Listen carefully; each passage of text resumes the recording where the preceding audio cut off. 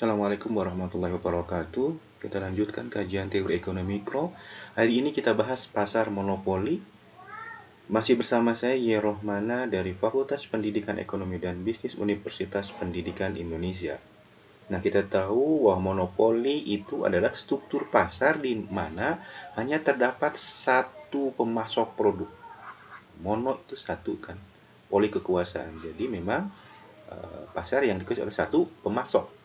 Nah, perusahaan monopoli atau monopolis adalah satu pemasok produk yang tidak memiliki substitusi dekat, gitu, atau unik, gitu, atau unik.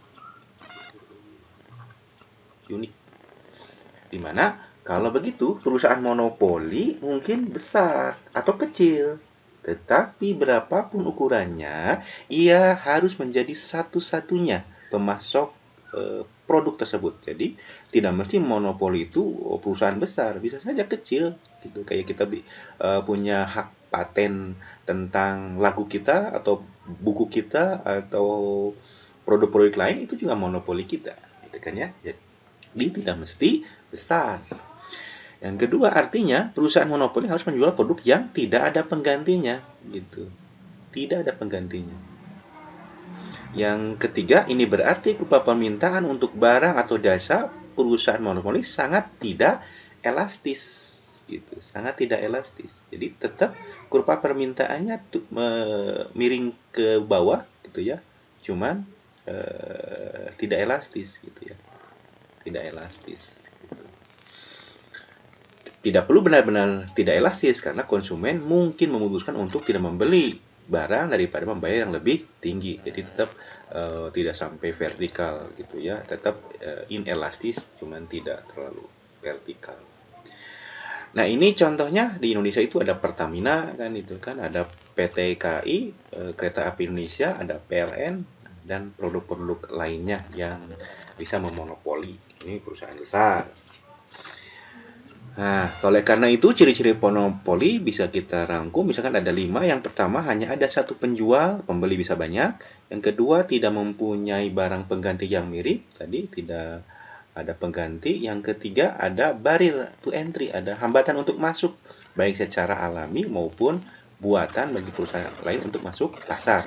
Yang keempat, dapat mempengaruhi penentuan harga. Berarti ini sebagai price maker, promosi iklan kurang diperlukan. Oleh karena itu, karena punya ciri seperti ini, maka dia sebagai price maker atau penentu harga, pembuat harga. Oke. Nah, teori monopoli dibangun dari 3 asumsi yang sekaligus sebenarnya ciri dari pasar monopoli. Yang pertama, ada satu penjual, akibatnya perusahaan adalah otomatis sebagai industrinya, gitu, karena hanya satu. Yang kedua, penjual tunggal menjual produk yang tidak memiliki substitusi dekat. Karena tidak ada substitusi dekat, maka penjual jadi tunggal atau monopolis atau perusahaan monopoli.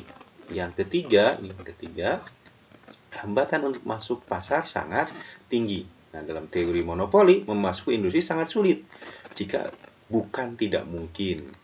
Hambatan yang sangat tinggi menghalangi perusahaan baru masuk pasar. Jadi, monopoli adalah suatu pasar berdasarkan 3 asumsi. Ada satu penjual, menjual produk yang tidak memiliki substitusi dekat, dan hambatan masuknya sangat tinggi. Nah, kita bahas hambatan masuknya, barrier to entry. Nah, memahami ini berarti kunci memahami monopoli. Jika sebuah perusahaan adalah penjual tunggal dari suatu produk, mengapa perusahaan lain tidak bisa memasuki pasar dan menghasilkan produk yang sama? Nah, ada 3 jenis hambatan masuk, barrier to entry, yang dapat membuat perusahaan baru sulit atau tidak mungkin memasuki pasar. Yang pertama, karena adanya skala ekonomi atau economies of scale. Nah, ini hambatan alami, natural, gitu. Natural, monopoli, gitu. Yang kedua, adanya kepemilikan eksklusif satu perusahaan atas sumber daya yang langka. Nah, ini menjadi hambatan juga. Dan yang ketiga adalah hambatan hukum yang dibuat oleh pemerintah. Kita jelaskan satu-satu. Yang pertama adalah economies of scale. Nah, skala ekonomis bisa menjadi penghalang untuk masuk. Di beberapa industri, biaya total rendah. Artinya biaya unitnya menjadi rendah. Hanya diperoleh melalui produksi yang skala besar.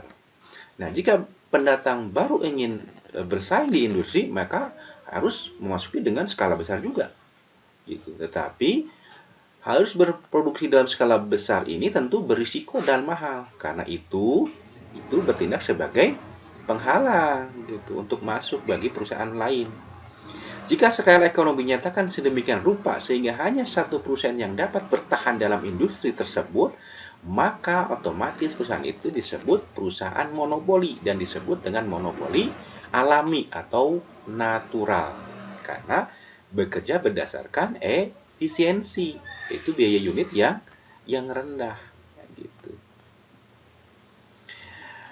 Monopoli alami artinya kondisi di mana skala ekonomi begitu kuat sehingga hanya satu perusahaan yang dapat bertahan gitu. Monopoli alami adalah perusahaan yang dapat produksi dengan biaya yang lebih rendah daripada sejumlah perusahaan kecil gitu. Contoh monopoli alami yang sering terjadi adalah pada produk publik, misalkan penyediaan gas, air, dan listrik. Misalnya, jika ada skala ekonomis dalam pembangkitan listrik, maka sebagian besar pembangkit listrik itu akan lebih rendah jika dihasilkan oleh perusahaan besar. Nah, sebuah pembangkit listrik besar dapat menghasilkan setiap unit listrik yang lebih murah daripada beberapa pembangkit listrik yang kecil.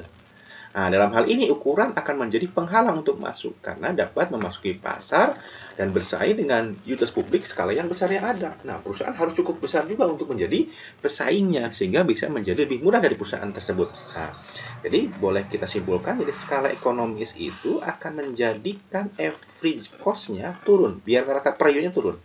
Nah, kalau average turun maka harga jual dari perusahaan tersebut akan murah. Kalau murah, maka permintaan dari konsumen akan naik. Kalau disukai ya ujung-ujungnya akan monopoli. Nah, jadi kalau ingin perusahaan lain masuk ya buatlah perusahaan itu efisiensi. Jadi ini indikator efisiensi, teman-teman. Jadi karena dia besar gitu, perusahaannya sehingga jadi ekonomis skill itu dari sini sebenarnya. Ketika output dinaikkan. Ketika output dinaikkan, maka average cost-nya akan turun. Nah, ini dari sini. Nah, inilah adalah untuk skala besar. Perusahaan-perusahaan besar biasanya. Jadi dengan outputnya dinaikkan, seperti tadi listrik, maka justru akan biaya rata-ratanya akan turun. Kalau turun, maka harganya bisa lebih rendah dibanding pesaing lain sehingga orang lain tidak bisa masuk gitu ya.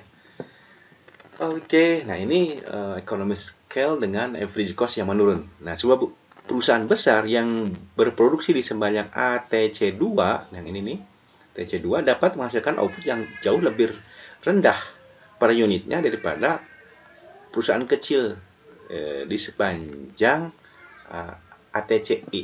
Jadi, nah ini perusahaan besar, teman-teman. Ini untuk perusahaan besar. Nah, ini untuk perusahaan kecil. Nah, akibat ketika outputnya diperluas menjadi misalkan ke Ki bintang lah, Ki bintang misalkan, maka average cost-nya kan lebih turun. Ini lebih turun average cost-nya. Akibatnya dia harganya lebih murah dibanding perusahaan kecil gitu. Perusahaan kecil harganya lebih mahal, makanya tidak diminati nanti sama konsumen. Perusahaan besar oleh karena itu dapat menekan harga di bawah titik minimum kurva biaya total rata-rata perusahaan kecil namun tetap memperoleh keuntungan. Setiap harga antara P1 dan P2 antara P1 dengan P2 ini akan memberikan keuntungan bagi perusahaan besar dan kerugian bagi perusahaan kecil.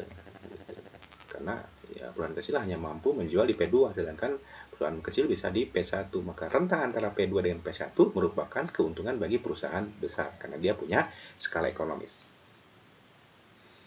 Nah, ini jadi perusahaan memiliki skala ekonomis pada rentang output yang relevan dengan biaya rata-rata yang menurun. Ketika satu perusahaan dapat menghasilkan total output dengan biaya yang lebih rendah daripada perusahaan kecil, ia disebut dengan monopoli alami. Jadi dia akan terus turun rata-ratanya.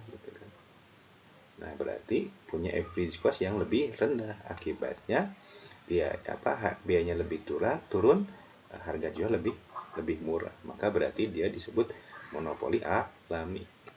Nah, bukan diciptakan oleh negara atau pemerintah, tapi oleh sendirinya karena efisiensi bekerja. Nah, sifat natural menunjukkan bahwa muncul dari kondisi biaya. Jadi average cost dari AC. Yang duka dari permintaan karena harganya yang menurun, akibatnya tadi KID akan meningkat. Bukan yang dibuat oleh tindakan pemerintah. Jadi sifat alami itu karena ini, dua hal ini. Karena biaya yang rendah, yang kedua karena biaya yang rendah tadi menjadikan harganya turun, maka permintaan akan naik. Nah, AC dan KID inilah yang menjadi monopoli alami dasarnya, ya. Berikutnya, bagaimana monopoli terjadi? Yang kedua adalah karena kepemilikan kalau tadi economies of scale, skala ekonomis. Yang kedua adalah karena kepemilikan eksklusif satu perusahaan atas sumber daya yang langka. Nah, masuk enternya perusahaan dilarang ketika satu perusahaan memiliki sumber daya penting. Itu merupakan tindakan oleh pemerintah. Itu action by firm. Perusahaan yang ada mungkin dilindungi dari masuknya perusahaan baru dengan kepemilikan eksklusif atau hampir eksklusif atas sumber daya yang diperlukan untuk memasuki industri. Nah, penemuan yang dalamnya invention and discoveries adalah sumber daya penting. Jadi, penemuan itu merupakan wujud dari sumber daya yang langka. Gitu. Sumber daya yang penting. Setidaknya sampai orang lain mengembangkan pengganti yang baru lagi yang lebih dekat dengan penggantinya. Nah, contoh, Microsoft memiliki sumber daya penting yang dikenal dengan Windows. Nah, contoh yang lainnya adalah perusahaan aluminium Amerika, Alcoa, yang selama ini menguasai hampir semua sumber bauksit di Amerika. Nah, Alcoa adalah satu-satunya produsen aluminium di negara ini dari akhir abad ke-19 sampai tahun 40-an. Berarti dia punya sumber daya yang langka dan kepemilikannya eksklusif, dilindungi oleh undang-undang bisa, juga oleh penemuan juga bisa, gitu ya. Nah, yang ketiga, hambatan masuk ke perusahaan monopoli, industri monopoli, perusahaan pasar monopoli adalah legal barrier dari pemerintah. Hambatan untuk masuk seringkali dibuat oleh pemerintah. Hambatan hukum termasuk waralaba publik, public franchise, kemudian paten, dan lisensi pemerintah adalah bentuk hambatan dari pemerintah yang tidak bisa semua orang masuk karena ada legal tersebut. Waralaba publik adalah hak yang diberikan pemerintah kepada sebuah perusahaan dan yang mengizinkan perusahaan untuk menyediakan barang atau jasa tertentu dan mengecualikan semua orang lain dari melakukannya, sehingga menghilangkan potensi persaingan secara hukum. Misalnya, layanan listrik di Indonesia yaitu oleh PLN. Nah, itu berarti dilindungi oleh undang-undang, dia legal sebagai monopoli. Gitu. Yang kedua, pemerintah Indonesia mengeluarkan paten yang memberikan perusahaan monopoli atas produk penemuan tertentu selama jangka waktu tertentu. Jadi kalau punya paten, misalkan durasinya 60 tahun atau 20 tahun, terserah sesuai ketetapan paten dari pemerintah, maka selama itu dia memonopoli produk tersebut. Nah, dengan izin misalkan pemerintah, siaran radio, televisi, atau hak pendaratan suatu maskapai di bandar tertentu, itu juga legal barrier, gitu ya. Pemerintah kota bisa saja membatasi perusahaan taksi yang beroperasi di kotanya, atau jumlah perusahaan televisi kabel yang dapat memberikan layan. Itu juga legal, gitu. Dan monopoli. Nah, pemerintah juga bisa mengeluarkan izin minuman keras, izin kontraktor, dan banyak izin-izin lain dari perusahaan sehingga dia punya legal dan hak eksklusif untuk penentuan sebuah perusahaan bisnis, gitu ya. Itulah beberapa contoh monopoli yang dibuat oleh pemerintah Indonesia. Berikutnya, bagaimana penetapan harga P dan keputusan output Q di monopoli. Perusahaan monopoli adalah pembuat harga atau price makers, atau pencari harga, price setter, yaitu penjual dengan kemampuan untuk mengontrol sampai taraf tertentu harga produk yang dijualnya. Berbeda dengan price taker dapat menaikkan harga gitu dan tetap menjual produknya meskipun tidak akan menjual unit sebanyak dengan harga yang lebih rendah. Nah, keputusan penetapan harga P dan output dari perusahaan monopoli dibahas pada bagian ini. Oke, poin yang pertama adalah permintaan monopoli dan pendapatan marginal. Dalam teori monopoli, perusahaan monopoli adalah industri dan industri adalah perusahaan monopoli. Mereka satu dan sama karena cuma satu kan monopoli. Jadi otomatis satu perusahaan otomatis juga sebagai industri. Beda dengan di pasar sempurna. Pasar sempurna industri adalah kumpulan perusahaan-perusahaan yang sejenis. Jadi kurva permintaan untuk perusahaan monopoli adalah kurva permintaan pasar. Jadi otomatis ya kurva permintaan untuk perusahaan, untuk firmnya otomatis menjadi kurva permintaan untuk pasarnya atau industrinya gitu. Yang miring ke bawah. Jadi miring ke bawah itunya kurvanya seperti kurva permintaan biasa, D-nya itu.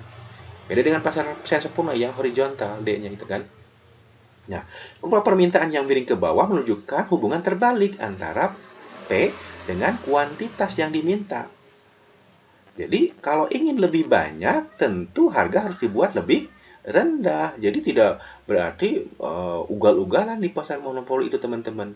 Dengan karakter kurva permintaan yang turun ke bawah, jadi kalau ingin harga kuantitas yang diminta misalkan ingin naik dari Q1 menjadi Q2 di sini, misalkan, maka si monopoli harus mengurangi dari P1 ke P2 gitu. Jadi tetap gitu, tidak searogan-arogannya gitu. Kalau tidak dibeli, kalau terlalu mahal kan tidak dibeli nanti gitu ya. Jadi tidak seperti perusahaan sempurna, perusahaan monopoli dapat menaikkan harga dan tetap menjual produknya meskipun tidak sebanyak itu. Nah, ini perbandingannya, komparasi permintaan perfect competition versus monopoli. Oke, ini seperti ini. Ya, kalau di permintaan untuk persaingan sempurna bersifat elastis sempurna, horizontal dan berlaku bahwa permintaan itu akan sama dengan AR, akan sama dengan MR dan merupakan harga. Nah, perusahaan kompetitif dan menjual semua yang mereka inginkan dengan harga pasar yang ada. Perusahaan adalah sebagai pengambil harga. Jadi pada harga berapapun ya, Q-nya tetap gitu. Atau pada Q berapapun P-nya tetap. Nah, kalau di monopoli, kurva permintaan adalah miring ke bawah. Jika perusahaan monopoli menaikkan harganya, ia akan kehilangan sebagian, tapi tidak semua pelanggannya. Perusahaan monopoli adalah pembuat harga, price maker. Karena monopoli tidak memiliki persaing dekat, monopoli dapat membuat harga produk dengan menyesuaikan outputnya. Jadi seperti tadi, jadi kalau harga terlalu mahal, misalkan di P1 ya permintaan sedikit misalkan. Jadi, dan kalau harganya lebih murah tentu akan lebih banyak yang dimintanya. Tapi tidak membatasi, tetap dia mampu menaikkan harga walaupun mungkin konsumen akan menguranginya.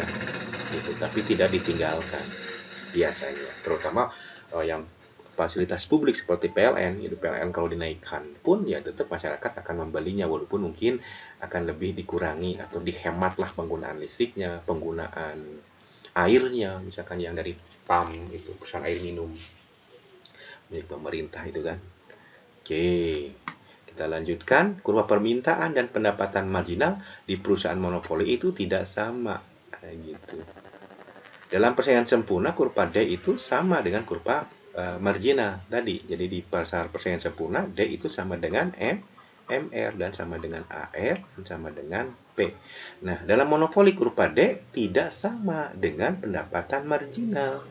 Jadi D itu sama dengan AR, sama dengan P, tapi tidak sama dengan MR. Gitu, tidak sama. Melainkan D terletak di atas kurva pendapatan marginal gitu. Artinya MR lebih kecil gitu. Nah, kurva permintaan memplot harga dan kuantitas. Gitu. Kurva pendapatan marginal menggambarkan pendapatan dan kuantitas marginal. Untuk perusahaan monopoli P lebih besar daripada MR. Jadi kurva pendapatan harus berada di bawahnya di sini. Jadi di bawahnya ini D di sini D, kurva ini slope-nya negatif, dan MR di sini. Dan setengahnya, tapi kalau bisa dipastikan bisa setengahnya. Jadi jarak antara ini dengan ini sama, ini dengan ini sama dengan ini, itu sama. Nah, kita tahu bahwa kurva permintaan itu fungsinya ini, P sama dengan A min BQ.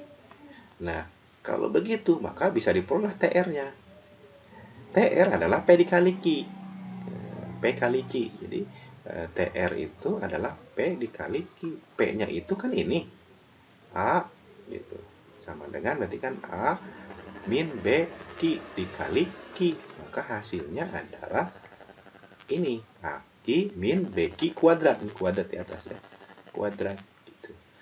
Nah, MR adalah delta TR, delta Q. Atau turunan pertama dari TR. Hasilnya adalah A min 2BQ. Makanya ini adalah MR itu D itu 2 kali daripada MR. Atau MR adalah setengah dari D. Gitu. Jadi, karena itulah seperti ini MR-nya, setengahnya. Oke. Nah, kurva permintaan yang miring ke bawah dengan garis lurus pada gambar A menunjukkan bahwa elastis harga permintaan menjadi lebih inelastis saat kita bergerak ke bawah, gitu. Di kurva A ini elastis. Di bawah kurva wilayah elastis, pendapatan total revenue-nya meningkat, gitu. Ketika harga diturunkan. Jadi ketika di wilayah ini, ketika harga diturunkan, TR-nya justru akan naik. Gitu. Kemudian di kawasan inelastis, di bagian bawah kurva pendapatan menurun ketika harga diturunkan. Nah, ini wilayah elastis. Ketika di bawah ini kan inelastis. Ini elastis. Ketika ini diturunkan, maka TR-nya akan turun. Nah, ketika ketika di uniter, ini di uniter di sini uniter, ketika E-nya sama dengan 1, maka MR-nya 0 dan saat bersamaan ininya TR-nya yang paling maksimum, gitu. Jadi semua orang akan menuju ke sini sebenarnya, gitu. Gitu ya. Oke. Nah, kemudian kita lihat ada efek ganda dari penurunan harga pada pendapatan total. Jadi ketika harga misalkan teman-teman di 10, nih lihat di 10, yang minta kan 2. Gitu. Yang minta 2. Ketika harga diturunkan ke 9,75, maka yang minta naik. Nah, berarti ini ada revenue yang hilang. Yang hilang sebesar 0,50 kalau seperti ini. Tapi bagi monopoli dengan penurunan harga itu karena akan meningkatkan pendapatan, maka ini akan meningkat sebesar 9,75. Nah, hasil kurang antara wilayah yang ini, lihat yang ini, berarti yang warna ini, dengan yang hijau ini, dikurangi, maka itulah MR. Jadi sangat menguntungkan bagi monopoli kalau dia berani menurunkan sedikit saja, maka yang minta itu akan lebih banyak. Jadi kehilangan karena efek harga gitu akan diimbangi oleh efek penerimaan pendapatan dari kuantitas yang meningkat. Sehingga tambahannya akan lebih bagus. Terutama ini di wilayah yang tadi, yang ini nih, yang elastis gitu. Jadi penurunan harga di wilayah yang elastis itu akan meningkatkan TR. Kira-kira seperti itu. Oke. Nah, ketika harga suatu produk diturunkan, jumlah yang diminta kan meningkat. Nah, tetapi karena harga berkurang pada semua jumlah yang terjual, tidak hanya pada unit terakhir yang terjual, maka pendapatan marginal turun lebih cepat daripada harga. Makanya wajar kalau kemudian MR tidak akan sama dengan P di pasar monopoli. Oke. Berikutnya, kita lebih jelaskan lagi. Perusahaan monopoli yang berusaha memaksimalkan keuntungan menghasilkan kuantitas output di mana MR sama dengan MC. Jadi tetap output yang memaksimalkan keuntungan harus syaratnya terjadi saat MR sama dengan MC. Di pasar persaingan sempurna pun berlaku seperti itu. Atau di pasar manapun ya berlaku syaratnya harus MR sama dengan MC. Maka Anda lihat di kurva, lihat ini kan MC. Nah, ini MC, ini MR. Nah, titik temunya berarti sama dengan kan? Nah, sama dengan di sini. Berarti inilah syarat penentuan laba maksimum atau output yang memaksimalkan keuntungan. Nah, ketika MR sama dengan MC, tarik garis ke atas menyentuh kurva D, kurva ini di sini, maka Anda bisa tarik garis ke kiri, maka itulah harga jualnya. Gitu. Tarik garis ke bawah sampai menyentuh kuantitas, maka berarti inilah outputnya. Jadi, harga dan output di pasar monopoli maksimal ketika MR sama dengan MC. Saat ini di P1 dan Q1. Jadi kalau dari mana dapat P1 dan Q1? Syarat pertamanya ini teman-teman. MR ketemu dengan MC. Ya, tarik garis ke atas menyentuh kurva D, maka lahirlah P. Tarik garis sampai ke bawah menyentuh kuantiti, maka inilah Q-nya. Oke? Oke. Itu yang pertama. Penjelasan yang kedua adalah bahwa kenapa di luar itu tidak memaksimumkan. Artinya di luar MR sama dengan MC itu bukan memaksimumkan. Nah, memaksimumkan di sini kan MC ini marginal cost. Marginal cost di sini yang merah ini dan MR ini. Ini MR. Nah, ini titik temunya kan di sini. Nah, di wilayah ini tidak memaksimumkan. Ada loss profit from producing too little output. Jadi MR lebih besar daripada MC. Lihat, MR kan ini. MC-nya yang merah di bawah. Artinya, kalau ditingkatkan outputnya, tentu itu akan lebih memaksimumkan. Karena marginal revenue, artinya tambahan pendapatan masih lebih besar daripada marginal cost. Makanya terus ditingkatkan sampai diperoleh MR sama dengan MC. Hal yang sama setelah QM, ini kan QM itu yang terbaik. Q maksimum. Di Q2 itu juga loss total profit juga. Kenapa? Karena ini justru terbalik. MC-nya yang lebih besar daripada MR. Maka dia harus mengurangi. Gitu. Jadi kalau sebelum QM itu terjadi ketika MR sama dengan MC, maka Q-nya harus dinaikkan. Tapi kalau sesudah QM, kelebihan terjadi MC-nya lebih besar. Tambahan biaya lebih besar daripada tambahan pendapatan. Ya dikurangi dong. Jadi Q-nya harus dikurangi. Jadi semua orang akan menuju ke sini, ke QM, di mana MR-nya sama dengan MC. Itu ya. Nah, ini penjelasannya. Silakan teman-teman nanti bisa catat atau baca. Ya. Oke, kita lanjutkan. Monopoly profit and loss. Bahkan ketika perusahaan adalah satu-satunya penjual produk, itu mungkin tidak memperoleh keuntungan. Jadi bisa saja rugi monopoli itu. Jadi perusahaan monopoli tidak dapat membebankan harga apapun, berapapun yang diinginkannya untuk barang. Gitu, melainkan harga tertinggi yang diperbolehkan adalah sesuai dengan kurva permintaan. Dalam beberapa kasus, harga tinggi mungkin lebih rendah dari biaya total rata-rata perusahaan, biaya per unit. Jika demikian, perusahaan monopoli mengalami kerugian, seperti ditunjukkan pada gambar berikut nanti. Nah, coba lihat. Nah, jadi monopoli bisa saja rugi. Nah, ini adalah ketika monopoli profit. Profit syaratnya yang pertama yaitu MR tadi, yang MC itu. Nah, yang kedua yang khas dari laba adalah si P-nya harus lebih besar daripada AC. Coba kita lihat.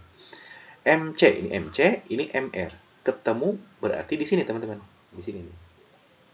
Nah, berarti kasih E lah, equilibriumnya. Nah, tarik garis ke bawah, teman-teman. Tarik garis ke atas. Ketika menyentuh average total cost atau AC, maka akan lahirlah C di sini.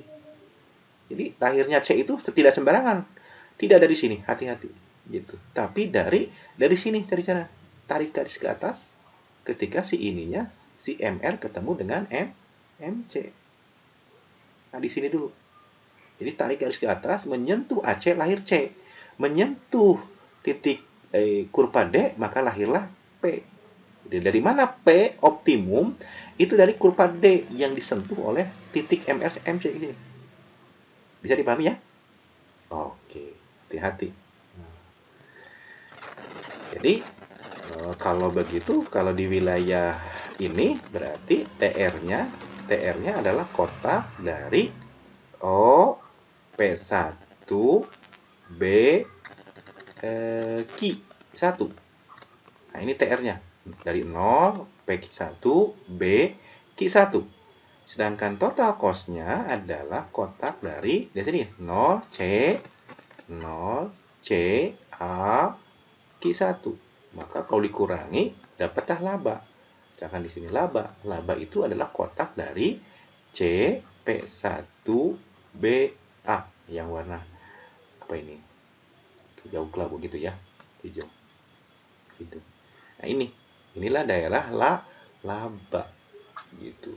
Nah, monopoli bisa saja kehilangan keuntungannya atau rugi gitu. Syaratnya sama. Ketika MR sama dengan MC, yang kedua adalah P-nya lebih kecil daripada AC. Nah, ini syarat khasnya. Tetapi masih lebih besar daripada AVC. Ya. Oke, lihat MC-nya di sini, MR di sini, ketemu berarti kan di sini. Ini berarti equilibrium pertama. Tarik garis ke atas menyentuh D, berarti lahirlah P, ya kan? Tarik terus ke atas menyentuh AC, maka lahirlah C. Gitu. Karena C lebih tinggi daripada P, maka berarti ini adalah rugi, ya dong. Cost-nya misalkan 10.000, dijual 8.000, ya rugi dong 2.000, kira-kira seperti itu. Berarti ini daerah loss. Jadi monopoli tidak menjamin keuntungan gitu. Bisa saja rugi. Contoh misalkan yang berkembang sekarang ini, misalkan PT Postgiro dulu kan menguasai Postgiro itu di Indonesia kan. Nah, sekarang kan gimana menurut Anda kan gitu. Bisa. Nah, apalagi sekarang banyak pesaingnya kan gitu. Dulu memonopoli, sekarang ada pesaing dari produk-produk ekspedisi yang lain kan, jadi gimana? Itu ya. Silakan teman-teman dipelajari kembali. Nah, sekarang kita komparasikan persaingan sempurna dan monopoli. Karena persaingan sempurna dan monopoli berada di struktur yang berlawanan, terdapat perbedaan besar di antara keduanya. Bagian berikut membahas. Kita lihat dari harga, pendapatan marginal, dan biaya marginal. Ada dua perbedaan utama persaingan sempurna dan monopoli. Yang pertama, untuk persaingan sempurna, P itu sama dengan MR. Sedangkan untuk persaingan monopoli, P lebih besar daripada MR. Ya. Oke. Kurva permintaan persaingan monopoli akibatnya adalah sama dengan pendapatan marginal. Nah, kurva permintaan persaingan monopoli terletak di atas kurva pendapatan marginalnya. Ini perbedaannya. Yang kedua, perusahaan persaingan sempurna menetapkan harga yang sama dengan biaya marginal, sedangkan perusahaan monopoli menetapkan harga lebih besar daripada biaya marginal. Kesimpulannya seperti ini. Perusahaan sempurna P sama dengan MR dan P sama dengan MC. Di monopoli P lebih besar daripada MR dan P juga lebih besar daripada MC. Nah, ini.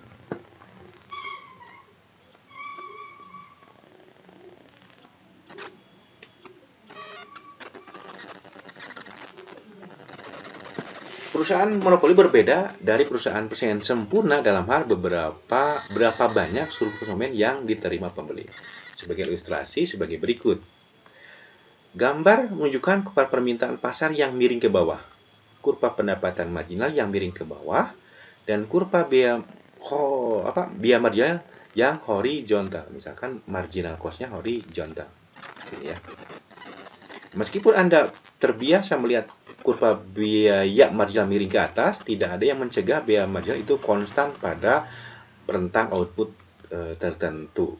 Oke, jadi biasanya kan kita marginal cost itu kan melengkung gini kan, ini marginal cost. Nah, sementara kita asumsikan, misalkan MC-nya itu horizontal, bisa saja kan dalam hal tertentu. Oke, nah jika pasar dalam gambar tersebut kompetitif sempurna, maka kurva permintaan D itu sama dengan kurva pendapatan marginal. Jadi D akan sama dengan MR kalau di pasar sempurna. Gitu. Oleh karena itu, output yang memaksimalkan keuntungan adalah, berarti kan titik temunya berarti kan MR sama dengan MC kan. Maka titik temunya kan di sini berarti kalau untuk pasar persaingan sempurna. Adalah akibatnya berarti output yang memaksimalkan adalah di KPC di sini, di KPC di sini. Dan pembeli akan membayar di PPC di sini. Nah, ingat bahwa surplus konsumen adalah area di bawah kurva permintaan tapi di atas harga. Nah, berarti untuk pasar persaingan sempurna surplus konsumen adalah area ini. Area ini. Kan di bawah kurva permintaan kan ini berarti permintaannya di bawah tapi di atas harga, di atas MC berarti kan di sini. Berarti inilah wilayah surplus konsumen gitu. Yang ini area PPC, PPC, kemudian A dan B sampai sini B.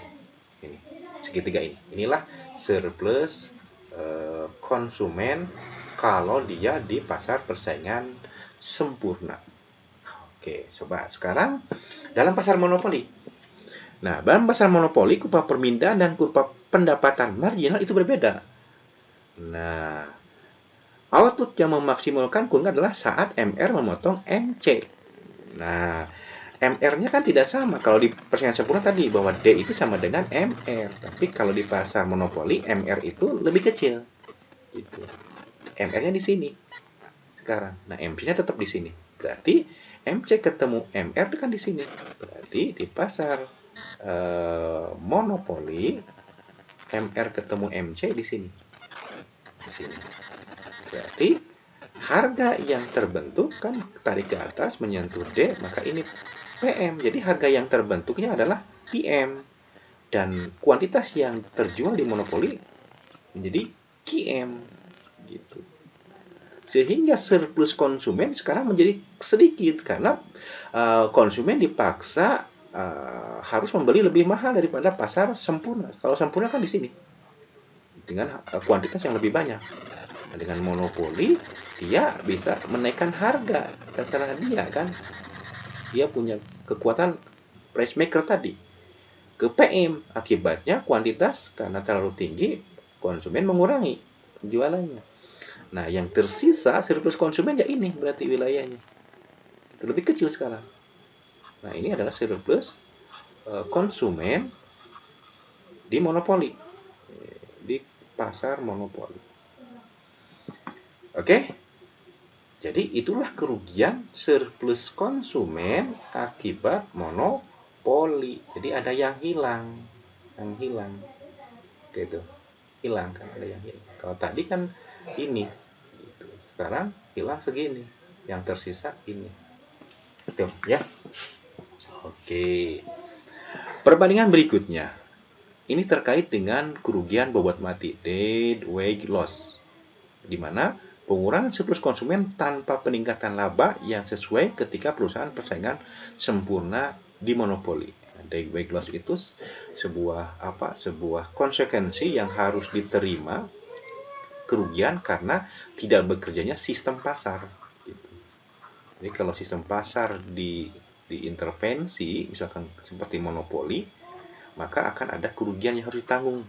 Gitu.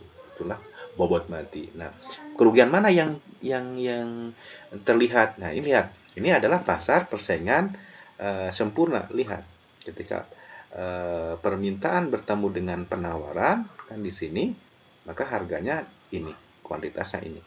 maka berarti wilayah surplus konsumen adalah wilayah di bawah kurva D tapi di atas harga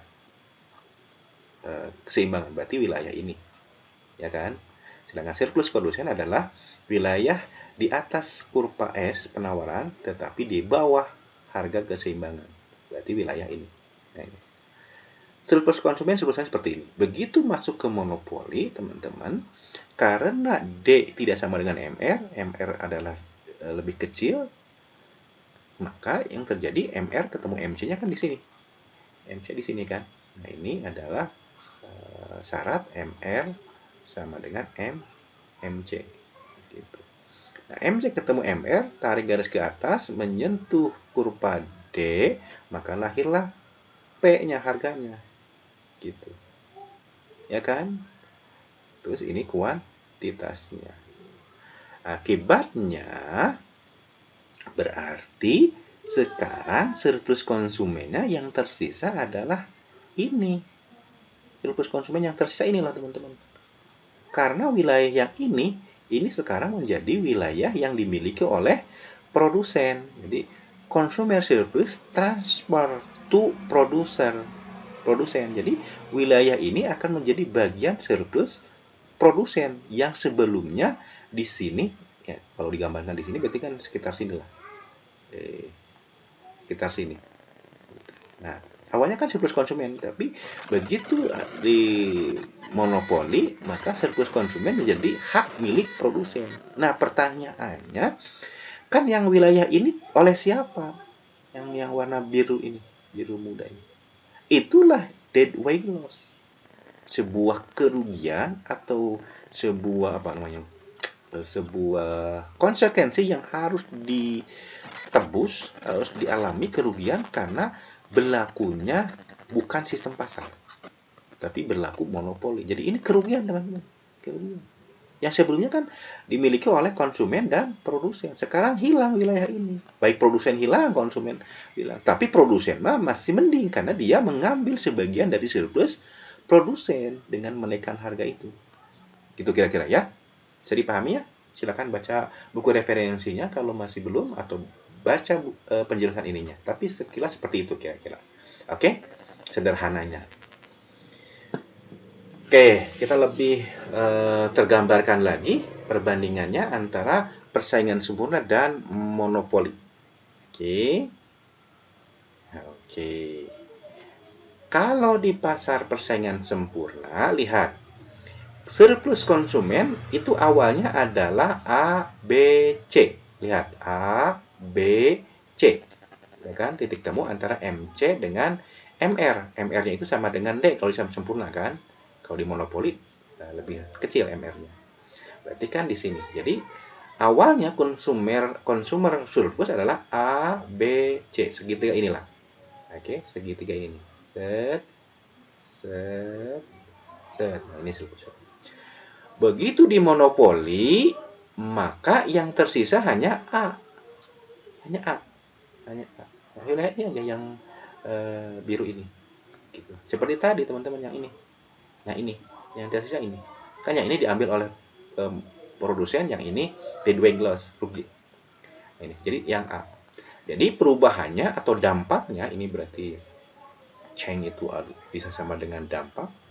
Dampaknya berarti si konsumen kehilangan B. Makanya disimbolkan oleh min B. Jadi min B hilang. B hilang. Dan juga C hilang, min C. Jadi C hilang. Nah, si B ini nanti oleh produsen. Nanti kita lihat coba. Surplus produsen. Surplus produsen awalnya itu adalah DEF. D, ini D, E, F. Gitu. Jadi wilayah surplus produsen itu ini. Sini sampai sini. Nah, ini awalnya gitu. Nah, begitu dia memonopoli, dia berubah. Jadi B, D, F. Jadi tinggal B, D, F. Gitu. F di sini ya. F. B itu dari konsumen. Jadi yang tadi hilang yang ini ditransfer ke produsen. Gitu. Jadi yang hilang adalah Nah, jadi dampaknya adalah dapat B, makanya dia positif B, tapi dia hilang E, min E. Jadi si E-nya hilang ini. Nah, secara total kesejahteraan berarti perfect computation itu surplusnya adalah A, B, C, D, E, F. Jadi A, B, C, D, E, F. Jadi keseluruhan awalnya gini, kalau kompetisinya sempurna. Begitu monopoli yang tersisa hanya A, B, D, F. Hanya A, B, D, F. Yang tersisa itu. Perubahannya adalah min C dan E. Min C dan E itu hilang. Dan inilah dead weight loss dari monopoli. Jadi ditanggung harus kerugiannya akibat sistem pasar yang dilanggar lah gitu. Kira-kira seperti itu ya. Oke. Apa itu dead weight loss? Anda pelajari buku referensi lebih lanjut ya. Berikutnya, monopoli harus dikendalikan terkadang. Oleh karena itu, pemerintah bisa menetralisir, mengendalikan monopoli lewat dua kebijakan utama, yaitu pertama pengaturan harga, yang kedua adalah pengaturan pajak. Kita bahas yang pertama, pengaturan harga. Tujuan yang ingin dicapai dari kebijakan ini adalah agar konsumen membayar dengan tingkat harga yang sesuai dengan biaya marginalnya. Jadi pengennya konsumen itu membayar sesuai dengan marginal cost-nya gitu, dan konsumen memperoleh lebih banyak gitu. Makanya misalkan suka ada PLN itu kan monopoli. Nah, pemerintah government suka ada intervensi, misalkan jangan naikkan tarif dasar listrik TDL, jangan naikkan tarif dasar listrik. Nah, itu berarti pemerintah sedang memperlakukan pengaturan harga supaya monopoli dalam hal ini misalkan PLN tidak terlalu menaikkan harga semena-mena lah, kira-kira seperti itu. Nah, bersama dengan itu monopolis tidak lagi memperoleh keuntungan semuanya gitu dari kedudukannya sebagai monopoli. Nah, ini contoh ilustrasi gambarnya gitu. Jika tanpa pengaturan harga, monopoli dapat menentukan harga di P0, yaitu posisi monopoli saat beroleh kedudukan laba maksimal sebab MR sama dengan MC. Lihat, MR sama dengan MC di mana coba? Ini MC, ini MR. Berarti kan titik keseimbangan, titik equilibriumnya kan di sini. Tarik garis ke atas, menyentuh kurva AC, maka otomatis muncul P harganya. Gitu. Sorry, bukan P ini teman-teman, salah. Ini adalah AC atau cukup C saja. Gitu. Ya, Oke.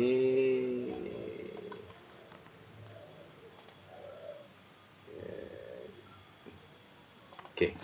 Jadi menyentuh AC, jadi dari sini ketika ini titik temu, tarik garis ke atas, menyentuh AC, maka lahirlah cos-nya, C-nya. Tarik garis kembali sampai menyentuh kurva AR atau D atau P di sini, maka akan lahir P. Nah, berarti harga jual di monopoli ada di P0. Nah, saat ini dia memperoleh laba sebesar ini kan, kotak ini. Itu. Misalkan kalau dikotakkan ini misalkan A, ini B, berarti kotak C, P0, A, B itu labanya. Nah, sekarang pemerintah dapat memaksa perusahaan untuk memberlakukan harga pada keseimbangan yang kompetitif, yaitu seolah-olah perusahaan berada pada persaingan sempurna. Gitu. Jadi dipaksa oleh pemerintah menjadi persaingan sempurna. Nah, pemerintah dapat memaksa perusahaan menentukan harga di P1 gitu, di P1, yaitu saat posisi P sama dengan MC gitu. Jadi sekarang seolah-olah ininya itu digeser ke sini. Kan di pasar sempurna itu kan berlaku bahwa AR nanti sama dengan D sama dengan MR karena dipaksa gitu. Sehingga posisinya menjadi P sama dengan MC. Jadi MC ketemu MR di sini. Gitu. Equilibrium barunya di sini. Nah, saat menyentuh ini berarti sekarang si C di pasar monopoli itu akan sama dengan P di pasar sempurna sekarang. Jadi harga jualnya sekarang segini. Akibatnya karena P sama dengan C berarti sekarang menjadi laba normal gitu. Jadi laba normal karena P sama dengan MC. Jadi pada saat seperti itu, berarti kan harganya turun. Kalau monopoli kan di P0 sekarang menjadi P1 misalkan di sini di P1. Di P1. Akibatnya yang minta sekarang jadi naik. Awalnya di monopoli dengan kalau di monopoli itu kan harganya kan P0 dengan kuantitas Q1. Q0. Q0.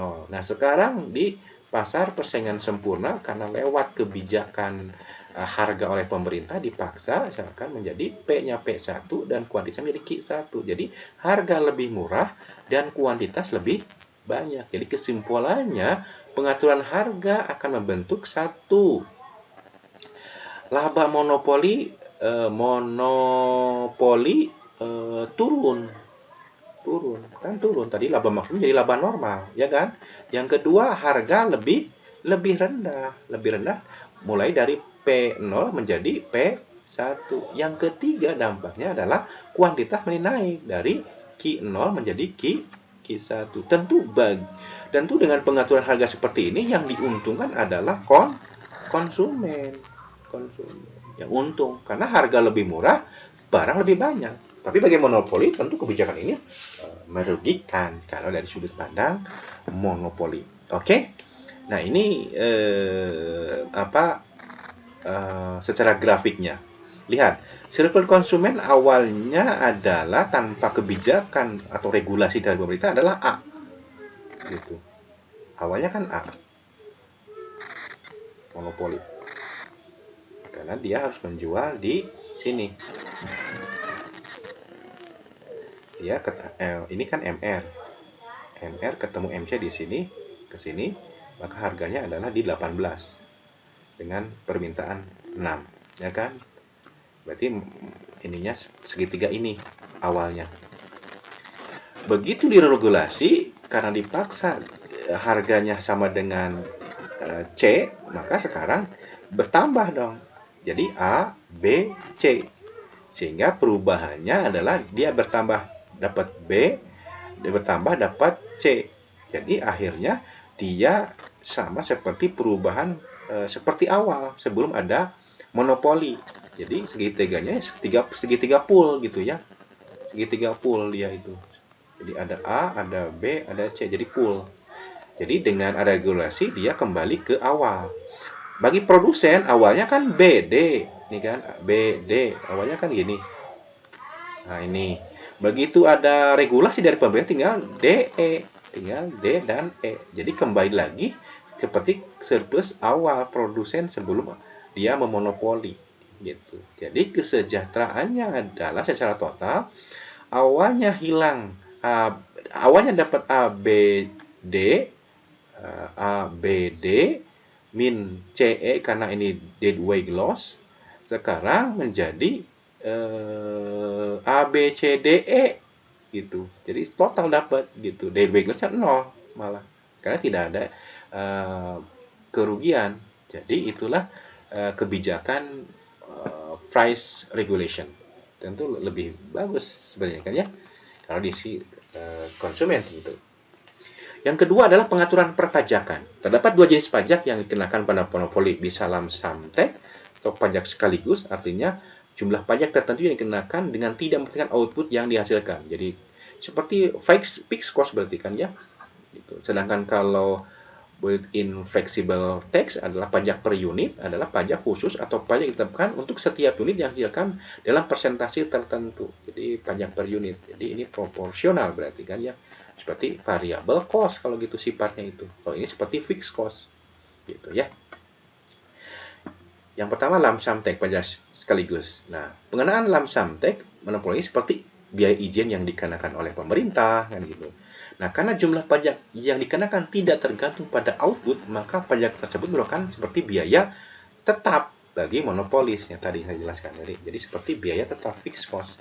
Nah, pada gambar berikut memperlihatkan naiknya AC perusahaan dari AC0 menjadi AC1 sedangkan MC tetap seperti semula. Coba kita lihat. Nah, awalnya sebelum perpajakan berarti kan MR ketemu MC, ya kan? Yaitu di sini, ini MC, ini MR. Berarti kan di sini ini Tarik garis ke atas, menyentuh AC, yang awal yang AC ini, AC 0 berarti yang awal. Maka lahirlah C dengan harga jual, tarik garis ke atas, menyentuh titik A, inilah harga jualnya. Oke, berarti dari sini kita bisa melihat bahwa dengan Q-nya 0 ya, harga jual di P0 plus kuantitasnya Q0 dengan biaya average cost-nya itu sebesar C. Oke. Jadi akibatnya pemberlakuan tarif pajak ini AC monopolis meningkat jadi AC0. Dari AC0 menjadi AC1. Nah, sekarang dengan pajak pajak langsung atau pajak lamsam tax, sekarang AC-nya meningkat menjadi AC1. Bergeser. Jadi yang bergeraknya adalah AC. MC tidak berubah kalau di pajak langsung, pajak lamsam tax. Maka kalau pajak langsungnya berlaku berarti AC naik, maka sekarang AC-nya berubah, yaitu menjadi di sini. Berarti yang terjadi apa yang terlihat? Berarti sebelum pengaturan oleh pemerintah lewat pajak lamsam tax, labanya adalah kotak si monopolis itu adalah dari C P0 A B loh. Lihat. C P0 A B. Tapi setelah saya di sini. Setelah pemberlakuan pajak, sekarang labanya adalah berkurang, yaitu L P0 A K. Jadi dampaknya labanya menurun monopolis itu. Kuantitasnya sama, masih dikit 0. Berarti setelah itu pun kuantitasnya sama, dikit 0, masih sama. Gitu. Kemudian harga masih di P0. Jadi P0 masih sama. Jadi kesimpulannya, pemberlakuan pengaturan monopoli lewat lamsam tax pajak langsung itu hanya akan membuat labanya turun. Tetapi untuk hal-hal yang lain, kuantitas dan harga adalah tetap. Ya. Oke. Jadi bagi surplus konsumen ya rugi sebenarnya, ya kan? Gitu. Karena tidak mengurangi apa-apa. Bukan rugi ya, tetap gitu. Gitu, tidak mengurangi apa-apa. Gitu. Tapi bagi monopoli ya rugi, gitu ya. Yang kedua adalah pajak per unit. Nah, pajak per unit ini sifatnya seperti biaya variabel. Jadi ketika output meningkat, maka biayanya pun meningkat. Nah, kalau seperti itu berarti yang mempengaruhinya adalah biaya variabel. Jadi yang akan berdampak adalah AC meningkat, si MC juga akan meningkat. Gitu. Jadi dampaknya adalah karena ini seperti variable cost, berarti AC akan meningkat dan MC juga akan meningkat. Kita lihat ilustrasi gambarnya. Oke. Berarti keseimbangan awal monopolis sebelum pajak yang MC0 dan AC0, teman-teman. Setelah pajak MC1 dan AC1. Oke, lihat yang sebelum pajak. Sebelum pajak berarti berarti kan keseimbangan adalah ketika MC0 sama dengan MR. Di sini berarti ini MR, ini adalah AR atau D. Oke. MC ketemu MR kan di sini. Nah, ini berarti E ke pertama. Tarik garis ke bawah berarti Q-nya ini. Tarik garis ke atas menyentuh AC berarti C awal adalah ini di sini. Oke, C0 misalkan. Tarik garis ke atas menyentuh titik ini D di titik B, maka lahirlah P. Jadi sebelum pajak P-nya harganya adalah P0 dan kuantitasnya adalah di Q0. Oke. Setelah diperlakukan pajak per unit, sekarang menjadi MC1 ketemu dengan MR. MR tidak rubah. Jadi tadi ketika pajak per unit yang berlaku adalah si AC-nya meningkat dan si MC-nya juga meningkat. Gitu. Makanya lihat AC-nya meningkat menjadi AC1 dari awalnya AC0 dan MC-nya juga meningkat menjadi MC1 dari awalnya MC2. Berarti kan keseimbangan baru tercapai ketika MC1 bertemu dengan MR. Berarti kan di sini. Berarti ini adalah E aksen di mana MC1 ketemu dengan MR di sini. Oke, bisa dipahami ya teman-teman. Tarik garis ke bawah maka lahirlah Q1. Berarti setelah pajak sekarang Q-nya Q1. Berarti lebih menurun. Artinya menurun Q-nya gitu kan. Jadi Q nanti dampaknya. Berarti dampaknya adalah Q-nya menurun. Ya kan? Kemudian dari sini tarik garis ke atas menyentuh titik A yang itu menyentuh titik kurva D, maka lahirlah P. Jadi P-nya lebih tinggi. Jadi P-nya menjadi P1. Jadi kesimpulannya dengan adanya pajak Q-nya menurun teman-teman, tapi P-nya meningkat. Gitu. Tentu ini akan mengurangi keuntungan monopolis gitu. Karena akan semakin berkurang, tetapi tidak efektif menurunkan harga karena harga naik. Jadi bagi konsumen ini rugi. Kenapa? Kuantitas turun dari Q0 ke Q1, P juga naik gitu. Udah mah sedikit kuantitasnya, harga naik gitu. Tentu ini kurang menguntungkan bagi konsumen dan bagi monopol juga kurang menguntungkan gitu ya. Yang menguntungkan mungkin bagi pemerintah karena pajak meningkat, gitu ya.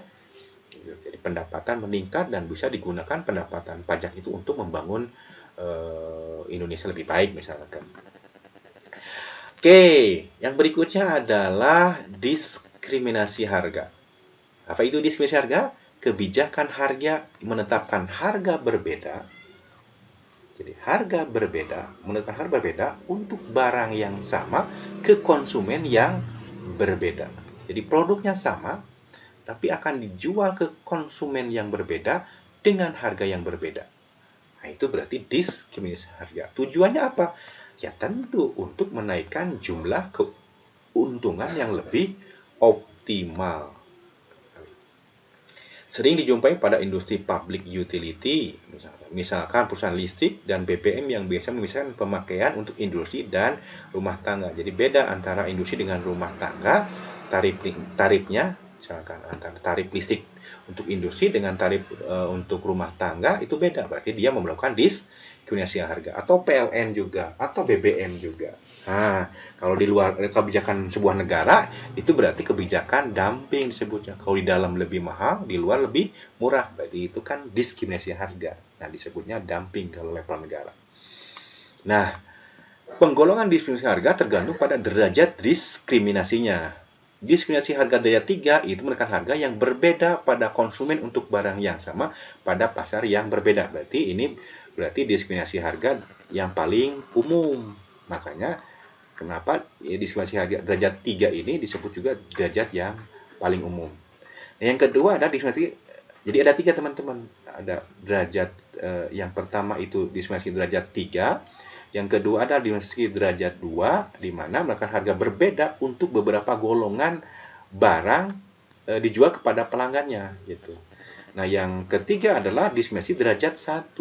Derajat 1 itu dia menjual harga dengan tertinggi kepada masing-masing pembeli yang bersedia membayar tiap unit yang diterimanya, dan penjual memungut harga yang berbeda-beda pada setiap unit semacam itu.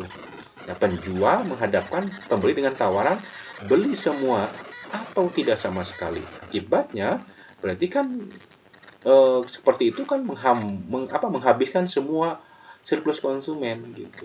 Karena misalkan kita mau belinya kain itu misalkan hanya 100 meter, tetapi yang ada adalah 1000 meter gitu. Nah, kalau mau diskriminasi derajat 1 itu beli 1000 atau tidak usah sama sekali. Makanya konsumen terkadang ya terpaksa membeli 1000 ini karena untuk membutuhkan ini kan dia harus membeli ini. Makanya dia memeras semua surplusnya. Oke, kita coba lihat berikutnya. Nah, ini syarat diskriminasi harga. Yang pertama, sifat permintaan dan elas permintaan di masing-masing pasar harus berbeda. Jadi, tingkat elastisnya harus berbeda, itu syaratnya. Yang pertama. Yang kedua, barang yang dijual tidak dapat dipindahkan dari satu pasar ke pasar lain, tidak boleh gitu. Dengan mudah dipindahkan, nanti tidak berlaku lagi nanti diskriminasinya. Yang ketiga, sifat barang adalah mungkin untuk dilakukan pembedaan gitu, memungkinkan. Yang keempat, kebijaksanaan pembedaan harga tidak memerlukan ongkos, dianggap tidak transportasi nol misalkan. Kemudian produsen dapat mengeksploiter beberapa sikap tidak rasional konsumen. Oke. Tentu tujuannya sebenarnya sama, yaitu memaksimumkan keuntungan. Nah, ini contoh diskriminasi derajat 3. Tadi kalau derajat 3 itu derajat yang paling umum, yaitu memberlakukan produk yang sama dengan harga berbeda ke konsumen berbeda. Oke, lihat ini ada 2 pasar, teman-teman. Misalkan ini pasar 1 deh, ini pasar 2 gitu. Ini permintaan untuk anak-anak, misalkan ini permintaan untuk orang dewasa. Nah, untuk anak-anak lihat kurvanya lebih elastis permintaannya, lihat. Lebih elastis. Tapi untuk orang dewasa inelastis. Gitu. Nah, berarti ini bisa diberlakukan diskriminasi harga, karena tadi syaratnya adalah tingkat elastisnya harus berbeda gitu ya. Oke, ini contoh di bioskop gitu. Contoh tiket di bioskop. Nah, biayanya kan sama. Lihat, biayanya sama, MC di children dan MC di adult itu sama. Jadi cost-nya sama, cuman pemberlakuan harga berbeda gitu. Kalau di yang sangat peka terhadap perubahan harga, dijual itu lebih murah. Lihat, lebih murah. Gitu ya. Tapi kalau yang tidak peka terhadap harga, misalkan orang dewasa kan karena dia punya pendapatan, kalau anak-anak kan masih sekolah misalkan beli tiket, dia kan suka mikir-mikir, makanya dia sangat peka terhadap perubahan harga. Nah, kalau orang dewasa kan karena punya pendapatan, misalkan dia inelastis, tidak terlalu peka.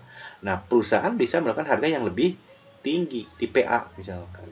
Nah, kalau seperti itu tentu akan lebih menguntungkan gitu.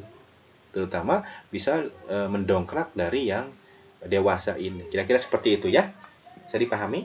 Nah, kalau kita kita dibuat dalam satu kurva itu seperti ini. Nah, ini misalkan untuk yang maaf tidak lurus, anggap saja lurus. Ini adalah untuk permintaan yang adult. Ini setengahnya adalah MR-nya, MR adult. Nah, kalau yang children itu lebih elastis ke sini. Elastis. MR-nya juga ke sini. Ini D-nya, DC, D children, ini MR children. MC-nya sama, misalkan MC-nya di sini.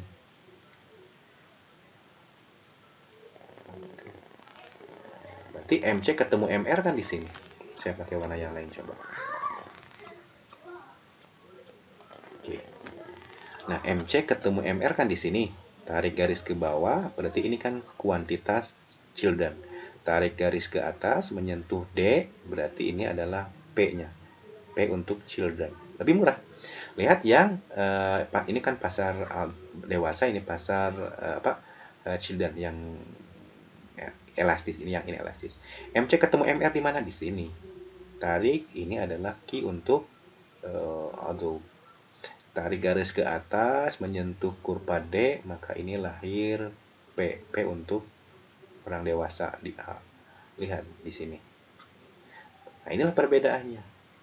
Inilah diskriminasi derajat 3. Memperlakukan harga yang berbeda untuk produk yang sama ke konsumen yang berbeda. Bisa dipahami ya?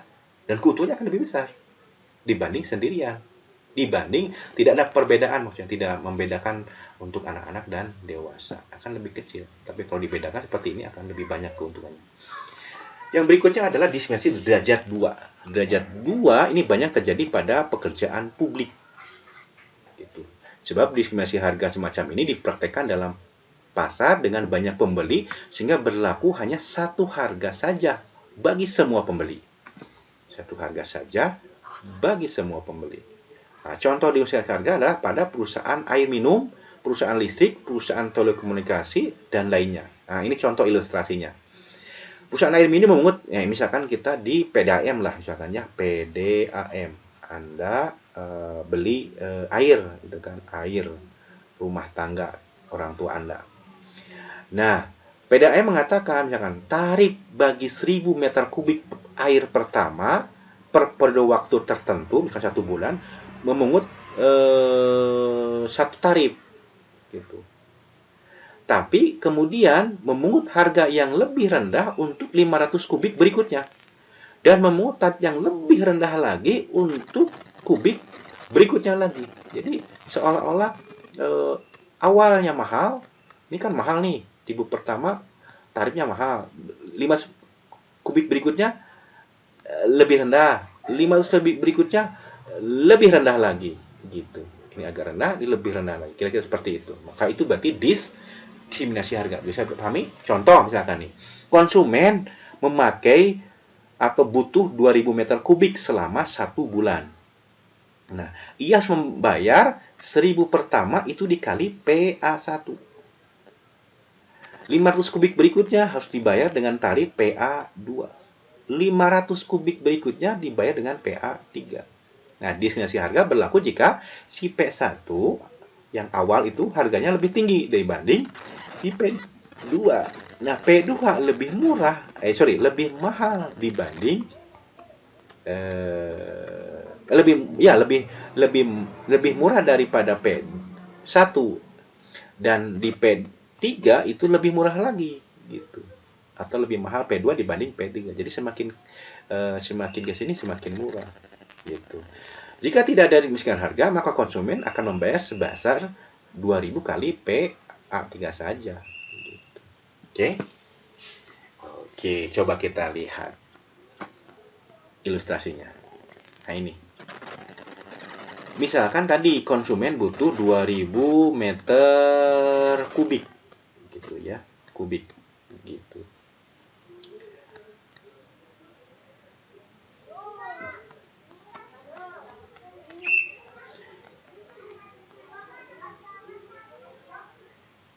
Oke, kalau misalkan ini harganya 10 deh, ini 10, ini berapa? Ini 12 dan ini 15 misalkan. Oke.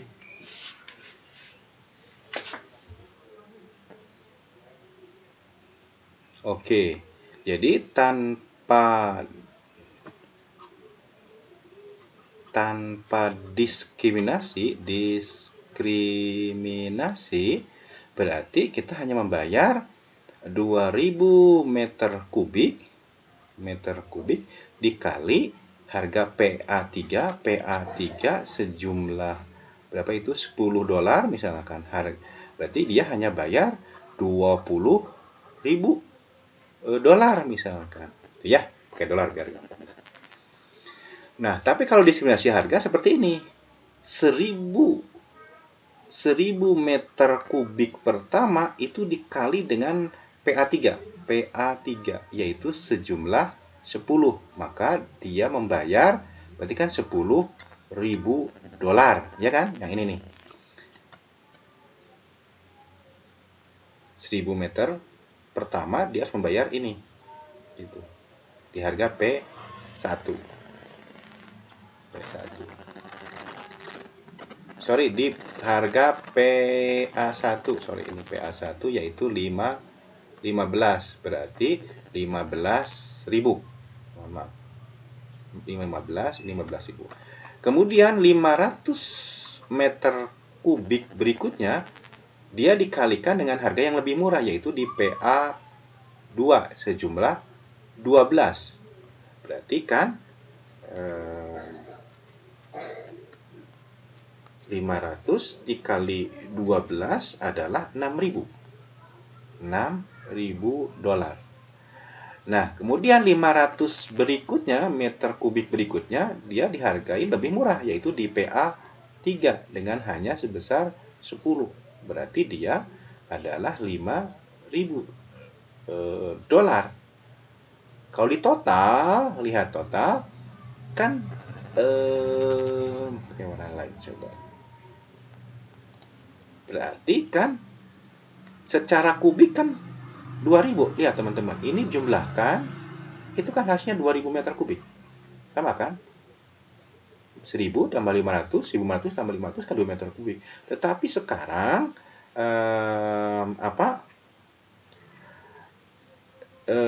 yang harus dibayar oleh konsumen itu lebih besar, yaitu sebesar $26.000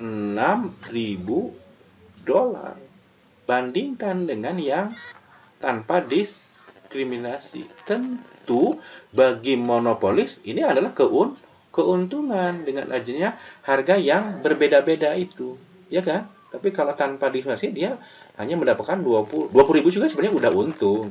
Tapi kalau dengan diskriminasi dia akan lebih untung lagi, kira-kira seperti itu. Contoh lain ada di perusahaan apa? Misalkan kalau ada provider misalkan. Kan kita kalau nelpon pertama itu kan 1 sampai 10 detik pertama itu kan harganya kan lebih besar gitu. Harganya bisanya lebih tinggi. Tapi lebih dari 10 detik itu harganya bisa lebih murah. Bahkan lebih dari 1 menit mungkin bisa gratis. Tapi untuk mencapai gratis ini kita harus terjebak dengan harga yang lebih mahal terlebih dahulu. Nah, berarti dia menggunakan diskriminasi harga, terutama misalkan derajat 2. Oke, yang terakhir adalah diskriminasi harga derajat 1 atau perfect discrimination. Kalau perfect discrimination berarti tadi ancamannya kan ke konsumen beli semua atau tidak sama sekali. Berarti dia menghabiskan surplus konsumen dihabiskan. Coba lihat. Oke, berarti kan si MR ini itu digeser ke sini teman-teman. Gitu. Jadi awalnya lihat surplus konsumen awalnya A, B, C. Gitu.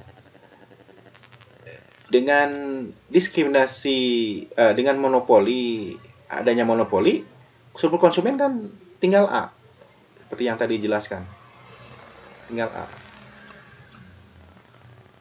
Begitu diskriminasi harga maka habis, tinggal 0, karena semua dipaksa untuk membeli, beli semua atau tidak sama sekali. Nah, surplus produsen awalnya kan DE, awalnya DE. Begitu ada satu harga ada monopoli, menjadi tinggal BD. Begitu melakukan diskriminasi harga, maka dia mengambil semuanya, A, B, C, D, E itu diambil semua. Karena tadi dipaksa membeli semua oleh monopoli. Gitu. Jadi ini monopoli yang agak lebih ekstrim gitu ya, beli semua atau tidak sama sekali. Nah, ini perbandingannya antara persaingan sempurna, monopoli harga tunggal, dan monopoli dengan diskriminasi harga, terutama derajat 1. Lihat, kalau di pasar sempurna, MR ketemu MC kan di sini, maka harganya ini. Berlaku bahwa P sama dengan MC. Begitu di monopoli, MC ketemu MR di sini, maka harganya ini. Kuantitasnya ini. Dengan P lebih besar daripada MC. Kalau di sini P sama dengan MC. Nah, kalau di pasar monopoli dengan diskriminasi harga derajat 1 atau derajat sempurna, maka berlaku juga MC sama dengan MRR. Ini MR, ini MC di sini dengan harga ini. Dan berlaku juga P sama dengan MR. MC. Apa yang membedakan? Yang membedakan, lihat warna oranye itu. Kalau di Sempurna dia horizontal, kalau di Monopoli dia namanya itu menurun ke bawah gitu. Itu ya. Oke. Terima kasih. Assalamualaikum warahmatullahi wabarakatuh.